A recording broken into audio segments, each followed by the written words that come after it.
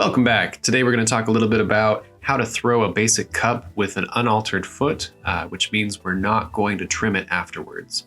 We're going to throw a basic cylinder just like we did before. If you haven't checked out that video, go ahead and click the link above. We're going to open it up to about the size of a sponge, close it up, and we can go ahead and start our pulls. Now, the interesting thing about mugs to me is that it's something that we use every day, and a lot of the time we don't think about what we're using just because it's so commonplace. But something to keep in mind while you're making a mug is we want these to be relatively light. You've got to remember that we're going to fill this with liquid to drink, and liquid tends to be kind of heavy. So if your mug is already kind of heavy and uncomfortable, you're probably not going to use it to drink out of just because it's not a pleasant experience.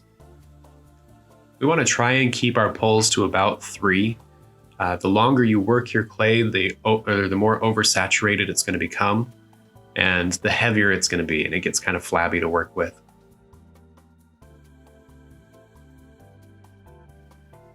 We're going to use our ribs to clean up the exterior and help shape. If you don't have a set of ribs, you can just use your fingers, but it is very helpful to at least have the metal rib on the outside.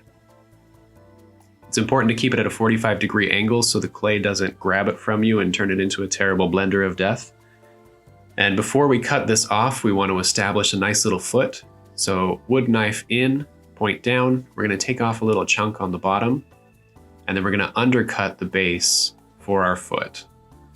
After we've removed all the little snoodlers and dangly bits, we're going to move our blade up about 1 centimeter from the bottom and just make a little groove, and then hit it with the sponge. That will round it out really nicely. Now, when we cut this off, we want to make sure that our hands are super dry, it's all sponged out, and that it's as dry as possible. When you grab it, you want as many contact points from your hand as possible, and have your board right there close. Give it a little jiggle, it pops right off. You can kind of push on the bottom to fix it if it got a little bit distorted, and then promptly drop it on your wheel. So let's run through this again real quick. We're going to throw down another piece of clay, go ahead and center it, drop the hole, open it up, do your volcano, start your pulls. Don't forget to establish a groove on the base every time. That's where all the clay comes from when you're pulling up. Go ahead and add any shape that you're going to. Don't forget to trim the foot. If you are going to do a trimmed foot after it's leather hard, you don't need to do this step, but it kind of helps sometimes when you're trying to center to just clean up the base. Make sure you sponge everything off, dry hands, cut it off, have your board ready, and be more careful this time.